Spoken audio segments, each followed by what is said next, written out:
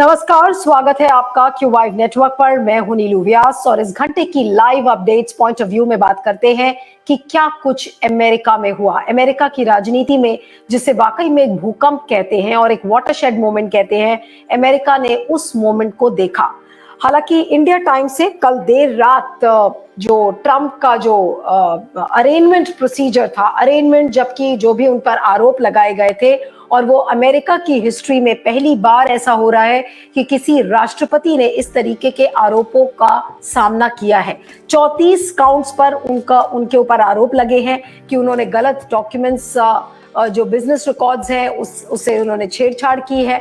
साथ में उनके ऊपर ये भी आरोप लगा है कि 2016 के जो चुनाव थे, उस चुनाव के पहले उन्होंने 2 महिलाओं को पैसे दिए थे ताकि उनको चुप कराया जाए, क्योंकि उन महिलाओं का कहना था कि उनका एक सेक्सुअल इंटरैक्शन डोनाल्ड ट्रंप के साथ हुआ था, और उसी को लेकर उन महिलाओं को चुप कराने के लिए $1,30,000 का पेमेंट डोनाल्ड ट्रंप के जो वकील हैं माइकल कोहेन, उनके थ्रू किया गया था।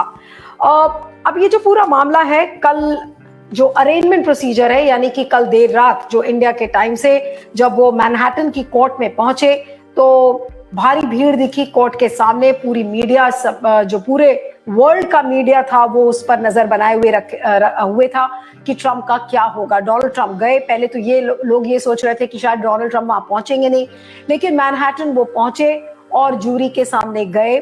उनकी फिंगर प्रिंटिंग हुई, जो एक प्रोसीजर होता है कि फिंगर प्रिंटिंग होती है, उनका मगशॉट बनाया जाता है, और कई लोग ये भी कह रहे थे कि शायद हथकड़ी भी उनको पहना के कैमरे के सामने परेड किया जाएगा। लेकिन जो उनकी लीगल टीम थी, उन्होंने नेगोशिएट किया, और नेगोशिएशन के बाद ये हुआ कि उनकी हैंड कफिंग नहीं होगी, यानी कि वो हथकड़ी पहनाकर उनको परेड नहीं कराया जाएगा कोर्ट रूम के। लेकिन वो अंदर गए और बहुत लंबा वहां पर समय नहीं था, लेकिन उन चार्जेस को पढ़ा गया और 34 काउंट्स पर जो उनके ऊपर फेलिनी के चार्जेस लगाए गए हैं कि उन्होंने जघन्य अपराध किया है। हालांकि उस अरेंजमेंट के बाद, यानी कि जो उनके चार्जेस जब कोर्ट के सामने ओपन किए गए, उसके बाद वो वापस फ्लोरिडा गए, जहां पर उनका फार्म हाउस है, और फ्लोरिडा में जाकर उन्होंने जो स्पीच दी है उसमें उन्होंने कहा है कि जो अमेरिका है वो एक नर्क में जा रहा है, the country is going to hello.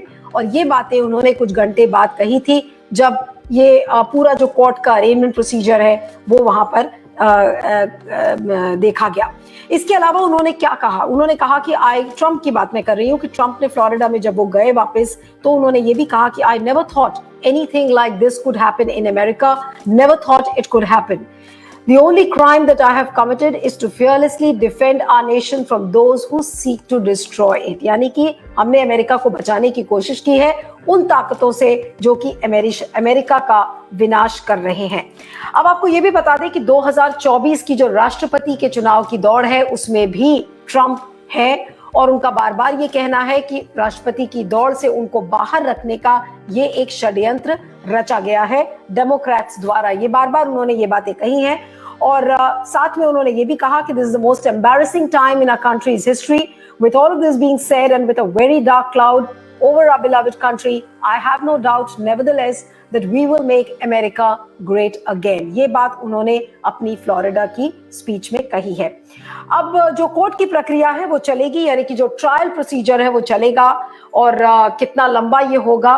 कल कई लोग ये भी सोच रहे थे कि व्हाइट हाउस में जब जो बाइडेन ने कुछ मीटिंग्स की थी, तो कुछ रिपोर्टर्स ने उनसे ट्रंप के ट्रायल के बारे में भी पूछने की कोशिश की, तो उस सवाल से वो बचते हुए नजर आए, और उनके किसी भी स्पोक्स पर्सन ने ट्रंप के ट्रायल पर कुछ नहीं बोला है। लेकिन जिस तरीके की जो चुनाव की जो एक रेस है वहां पर शुरू हो गई है, 2024 में राष्ट्रपति का चुनाव होना है, तो बाइडेन कब तक इस पर नहीं बोलेंगे वो भी एक मसला है। लेकिन अमेरिका का भविष्य क्या है, ट्रंप का क्या हो सकता है, ट्रंप के बाद, ट्रंप के आगे क्या क्या विकल्प बचे हैं, क्या ट्रंप का भविष्य एक तरीके से खत्म समझा जाए, क्योंकि जिस तरीके का सपोर्ट उनको मिल रहा है, एक बहुत भारी संख्या है लोगों की जो कि उनका सपोर्ट भी कर रही है।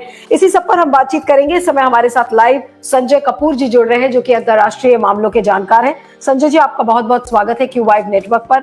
और जो मेरा पहला सवाल है वो यही है कि क्या एक तरीके से आप अपना कैमरा ऑन कर लीजिएगा जी। हाँ, तो संजय, जो एक तरीके से कहा जाए कि ट्रंप को क्या डेमोक्रेट्स ने परास्त कर दिया है, या ये कहना फिर अभी मुश्किल है कि ट्रंप हारते हुए नजर आ रहे हैं किसी न किसी तरीके से?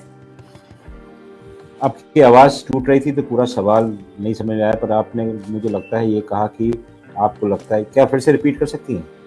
हाँ, मैं संजय जी ये पूछ रही थी कि ट्रंप को क्या माना जाए कि अब इस लीगल बैटल जो अब शुरू होएगी और जो ट्रायल चलेगा उसमें क्या वो एक तरीके से अब परास्त नजर आ रहे हैं, और जो उनका ये आरोप है कि 2024 के चुनाव से उनको बाहर रखने का ये षड्यंत्र है, क्या इस षड्यंत्र में, अगर डेमोक्रेट्स का ये षड्यंत्र है, तो उस षड्यंत्र में क्या डेमोक्रेट्स कामयाब होते हुए नजर आ रहे हैं? देखिए, बहुत बहुत धन्यवाद, आपने मुझे बुलाया।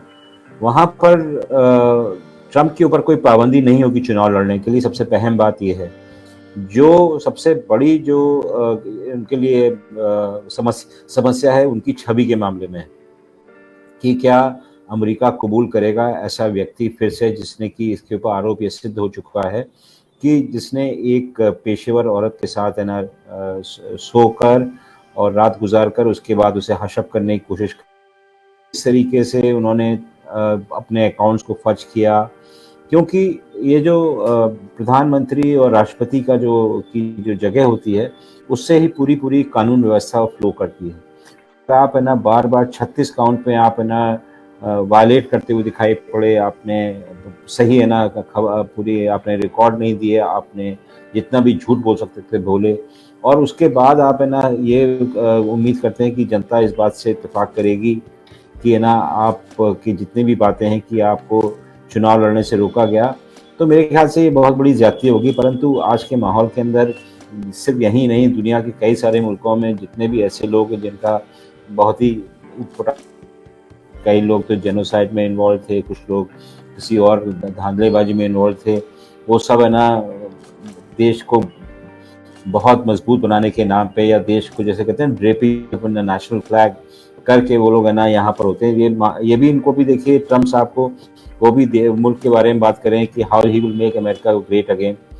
तो अपनी जो जाती परेशानियां हैं उसको वो अपने मुल्क के स्टार्स एंड स्ट्राइप के का जो फ्लैग है उसमें ड्रेप करना चाहते हैं, बचना चाहते हैं।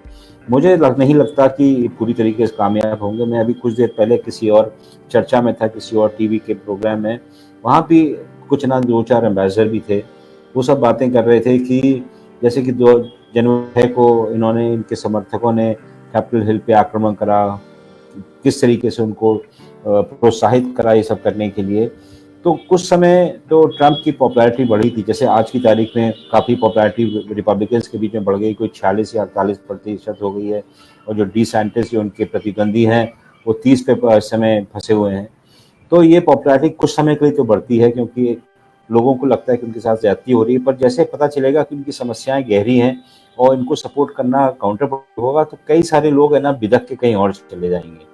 रिपब्लिकन हो सकता है किसी और कैंडिडेट को ढूंढें या डेमोक्रेट्स को में शिफ्ट कर जाएं, तो ये सब स्थिति हो सकती है। पर मैं सोचता हूं कि इनकी समस्याएं भी खत्म नहीं, उनकी समस्याएं और बढ़ेंगी और जटिल होंगी, क्योंकि एक बार है ना ये साबित हो गया कि इनके ऊपर आप आरोप लगा सकते हैं, इनको अरेस्ट कर सकते हैं, तो उसके बाद और भी कई सारे लोग, कई सारे जो उनके स्केलेटन्स कबर्ड में है वो बाहर निकल के आएंगे।